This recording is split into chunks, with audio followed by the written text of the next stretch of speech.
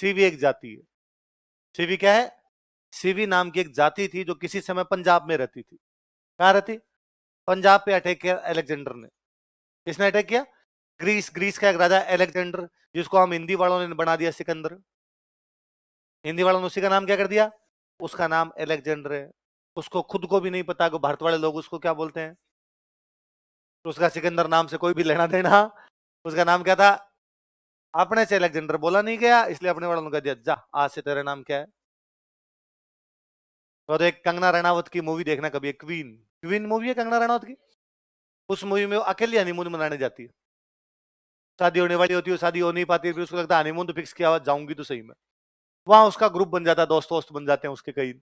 वहां उसका एक जो ग्रुप होता है उसमें एक रूस का लड़का होता है। वो उसे नाम पूछती है कि तुम्हारा नाम क्या है। तो ये यूरोप वाले, बेसिकली रसिया वाले, इधर जो वाले देश है, इन बेचारों से ये शब्द नहीं बोले जाते। ये नहीं बोले जाते इनको। तो डे को तो बोलते हैं दे। तो बोलेंगे इंडिया। इंडिया नहीं, India. You are Indian. India से आए, इंडिया। है ना? तो मैं रूस गया वहां, तो वहां जो भी कोई मिलता वो इंडियन को खूब पहचान लेते हैं, हाथों हाथ ही पहचान लेते हैं, इंडियन इंडियन। हाँ, इंडिया गाने गाते हैं खूब सारे। मुझे याद, पहली बार तो हम मॉस्को रहे थे, तो वहां होटल थी हमारी जिस लेन में, वहां पर एक वो जोकर घूमता था। तो वो हमें देखते दूर दूर से कहता, जिमी जिमी जिमी आजा आजा आजा। मिथुन चक्रवर्ती की पुरानी मूवी का गीत है कोई। और ये गीत वहां इतना फेमस है, जिमी जिमी जिमी, कि कैब में बैठे किसी में, और यदि कोई रस्सी ने आपको पहचान लगे, India, you are Indian, yes Indian, Jimmy Jimmy Jimmy. अपने भी कहते आजा आजा आजा। तो उनसे बेचारों से नहीं, तो टय भी नहीं बोल जाता, टय को तय बोलते हैं। तो वो उसमें वो मूवी में दिखाया हुआ है कि कंगना रनावत वो रूस का जो बंदा होता है उससे पूछती है कि तुम्हारा नाम क्या है। तो कहता है एलेक्जेंद्र। जेंडर नहीं, अपने तो एलेक्जेंडर बोलते हैं पूरा, कहता है एलेक्जेंद्र। तो कंगना रनावत कहती है एलेक्जेंडर। वो कहता नो इट्स जेंद्र, एलेक्जेंद्र। वो कहते हैं हाँ एलेक्जेंडर। वो कहता नो, एलेक्जेंद्र। तो कंगना रनावत लास्ट में कहती है चल आज से तेरा नाम सिकंदर। तो कहता है ये क्या होगा, ये हम ही समझ सकते हैं इंडिया वाले, तो इस बात को समझ।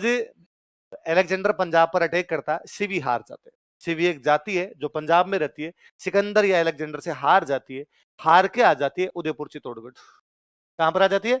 और यहां अपना राज्य स्थापित कर लिया। सीवियों ने राज्य बनाया, राज्य को बोलते हैं जनपद, इसलिए नाम क्या हो गया? भाई बात समझे? तो कोई पूछेगी भाई उदयपुर चित्तौड़गढ़ वाले इलाके को सीवी जनपद क्यों कहा जाता है? क्योंकि यहाँ पे किसका राज्य था? सीवियों का। सीवी कहां से आए? पंजाब से। किससे हार के आए? आगे ऐसा ही माना जाता है कि एक कोई जाति और रही होगी जिसका नाम रहा होगा मेद। क्या रहा होगा? अब कुछ कहते हैं उसका नाम मेद था, कोई कहते हैं मेव था, कोई कहते हैं मेर था, पर ऐसा कुछ नाम रहा होगा। उनके नाम पर इस इलाके का नाम पड़ा मेदपाट। क्या नाम पड़ा? तो मेव या मेद जाति की वजह से तो क्या पड़ गया? मेदपाट। सिवी जाति की वजह से क्या पड़ गया? ऐसा कहते हैं पठारी इलाका था, प्लेटू वाला इलाका था, पूरे में पठार है, इसमें प्लेटू है खूब सारे, भीलवाड़ा, राजसमंद, चित्तौड़गढ़ इसमें, इसलिए इसका नाम पड़ गया प्रागवट। क्या नाम पड़ गया? तो क्या क्या तीन नाम है बताओ देखे? मेद, पाट, प्राग। क्या क्या नाम है? मेद। मध्य प्रदेश में एक जगह पड़ती है जबलपुर, नाम सुनाओ। जबलपुर के पास में एक जगह, उसका नाम है भेड़ाघाट। क्या नाम है? घाट है वहां, कई पहाड़ों में घाट बने हुए थे, घाट है, उसका नाम क्या है? भेड़ाघाट। वहां से का अभिलेख मिला, मध्य प्रदेश का अभिलेख, अपना कोई लेना देना नहीं। उस अभिलेख में एक रानी अभिलेख लिखवा रही है, और कहती है मैं फलाने राजा की रानी हूं, यहाँ पर ये मंदिर बनवा रही हूँ। फिर वो उसमें नीचे अगले वाले मैं प्रागवाट की राजकुमारी हूँ। कहाँ की राजकुमारी हूँ? इसका मतलब अपने मेवाड़ की किसी राजकुमारी की शादी मध्य प्रदेश कर दी गई है, और वो मेवाड़ को वहां पर क्या लिखवा रही है अभिलेख में? और उसको मेवाड़ के राजाओं के नाम हो, कहता मेरे पिताजी का नाम ये, दादाजी का नाम ये, परदादाजी के नाम ये, 3 पीढ़ियों के नाम है, वो तीनों अपने मेवाड़ के राजा। इसका मतलब मेवाड़ को बोलते तो क्या थे? क्या बोलते? प्रागवाड़। तो मेवाड़ के 3 पुराने नाम बताओ। मेदपाट, प्रागवाट, सिविज। अगली लाइन लिखो। देखो मेवाड़ में गोहिल वंश का शासन था, Gohil dynasty ruled over Mewar. Mewar में गोहिल वंश का शासन था, Gohil dynasty ruled over Mewar. Mewar में गोहिल वंश का शासन था, Gohil dynasty ruled over Mewar. Mewar में कौन से वंश का शासन था? गोहिल। अभी हमने पढ़ा है गोहिलों की रियासत, उसमें मेवाड़ लिखा, तो मेवाड़ में कौन सा वंश है? गोहिल। गोहिलों की कितनी ब्रांच थी? 24। उनमें एक ब्रांच अपने मेवाड़ वाली ब्रांच थी, सी बात। अब इसमें कई राजा हुए। आप देखो, अब यूं तो एक वंश में को राजा हुए होंगे 500, है ना, कि भाई गोहिल वंश 566 में आ गया। 1947 तक ये वंश चला। 1947 तक कितने साल चल गया? 1400। कितने साल चल गया? 1400। 20-20 साल का एक मानते हैं कि 20 साल एक राजा राज करके जाता, 100 साल में कितने करके? 5। तो 1400 साल में कितने करके? 14 इंटू 5 कितने हो गए? 70। तो राजा तो कितने हो गए? लगभग 70 से ज्यादा ही हो जाएंगे, एक आधा कम नहीं निकलेगा। और अपने को सारे पढ़ने। हमारा उद्देश्य राजाओं की वंशावली लिखना। हम केवल वो राजा पढ़ते हैं जो एग्जाम के पॉइंट ऑफ व्यू से काम किया। अच्छा, आप पूछो सर एग्जाम के पॉइंट ऑफ व्यू से क्या पता चलता है ये काम का, ये काम का नहीं? जिनकी किसी भी बात की वजह से आगे वाले इतिहास पर असर पड़ा हो। एक राजा आया, जिंदगी जी, जनता से टैक्स लिया, मर गया, हमें कोई लेना देना नहीं उससे। उसके कितने टाबर थे, कितनी लुगाइयां थी, टाबरों में कितना गैप था, कुछ भी याद नहीं करना। पर एक राजा आया, उसने एक नई राजधानी बनाई। हमारा सवाल ये कि राजधानी यही क्यों बनी, इसके अलावा दूसरी जगह क्यों नहीं बनी राजधानी? एक राजा आया, उसने मंदिर बनवाया। हमारा सवाल है कि शिव जी का क्यों बनवा के गया, विष्णु का क्यों नहीं बनवाया उसने? सवाल ये। उसकी प्रशासनिक, राजनीतिक, सांस्कृतिक, राजस्व, इन व्यवस्थाओं में कोई चेंज आता है, कोई नई चीज शुरू की जाती है, वो राजा पढ़ने, बाकी वाले राजा पढ़ने। ऐसा पहला बड़ा राजा जो इस वंश के अंदर दिखाई देता है, उसका नाम है बापा रावल। क्या नाम है? गाइडिंग डालो।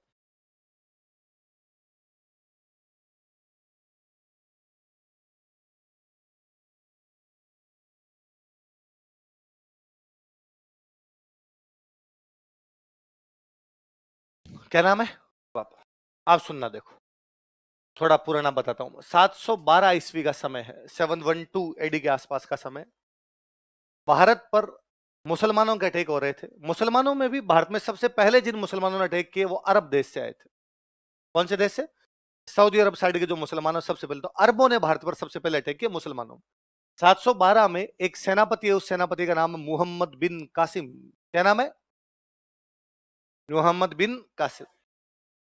इसने कब्जा कर लिया सिंध पे। कहां कब्जा कर लिया? भारत की वह पहली सीमा, भारत की वह पहली टेरिटरी, भारत का वह पहला क्षेत्र जिस पर मुसलमानों ने कब्जा कर लिया था, वो कौन सा था? वो कब्जा करने वाला अरब सेनापति कौन था? वो किस साल की बात है? कब की बात है? सिंध राजस्थान के टच करता है एकदम। अब जब सिंध पे मुसलमानों का कब्जा हुआ, अरबों का कब्जा, उनका अगला टारगेट राजस्थान था। अगला टारगेट क्या था? राजस्थान का सबसे मुख्य किला था चित्तौड़। मुख्य किला कौन था? तो उनका था सिंध से अगला कब्जा कहां करेंगे? चित्तौड़। उन दिनों चित्तौड़ में अपना एक राजा राज कर रहा था, उसका नाम था मान मौर्य। क्या नाम था? मान मौर्य नाम का एक राजा, जो कहां राज कर रहा है? अपना चित्तौड़। चित्तौड़ में राज कर रहा है। इधर अपने उदयपुर में एक जगह पड़ती है, उस जगह का नाम है नागदा। क्या नाम है जगह का?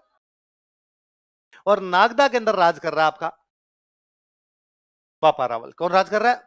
नागदा में बैठा है बापा रावल। चित्तौड़ के अंदर कौन बैठा है? मानो। पर मानो मौर्य बहुत बड़ा राजा है, बापा रावल इतना बड़ा राजा। यह नागदा में एक संत रहते हैं, उनका नाम है हारित। क्या नाम है? संत तो ऋषि हो गए, तो अपने उनको क्या कर देते हैं? हारित। हारित ऋषि शिव जी के भक्त हैं। किसके भक्त हैं?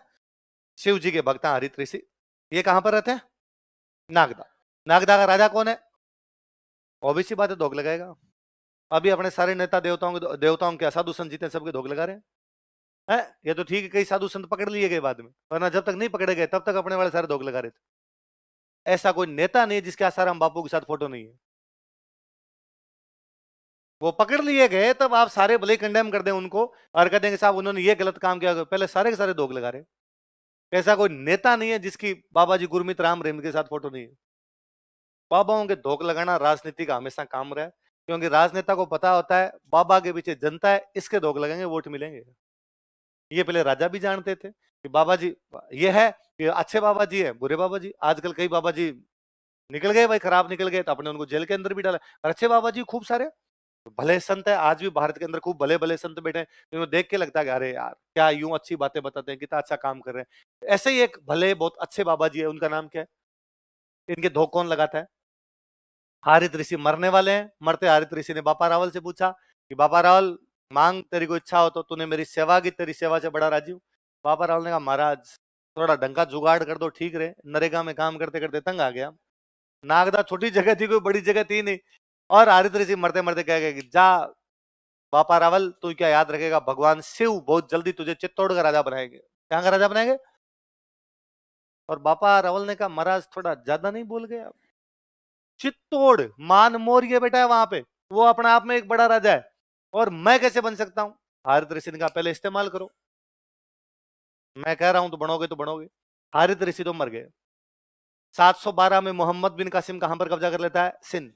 अगला हमला कहां पर करना चाहता है? चित्तौड़। चित्तौड़ का राजा कौन है?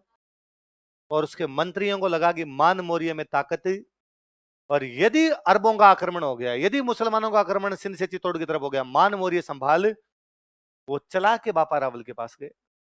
बापा रावल इस मान मौर्य का भांजा है। बापा रावल कौन है इस मान मौर्य का? और कहा कि भांजे तेरा मामा लिचड़ धाप के, और यदि उधर से अरब मुसलमानों का अटैक हुआ, तेरा मामा संभाल, इस मामे को सल्टा और तू चित्तौड़ पे कब्जा कर। मान मौर्य ने कहा पक्का, सॉरी बापा रावल ने कहा पक्का मैं, अरेगा भांजे तेरे पास है, मामा जी को उठा तू। पर बापा रावल ने कहा थैंक यू हरित ऋषि। बापा रावल गया चित्तौड़, मान मौर्य को हटाया और कहां पर कब्जा कर लिया? तो गोहिलों में पहला बड़ा राजा जो चित्तौड़ जैसी बड़ी जगह पर कब्जा कर गया कौन है? इसलिए हम बापा रावल को पढ़ रहे हैं, बीच वालों को नहीं पढ़ रहे।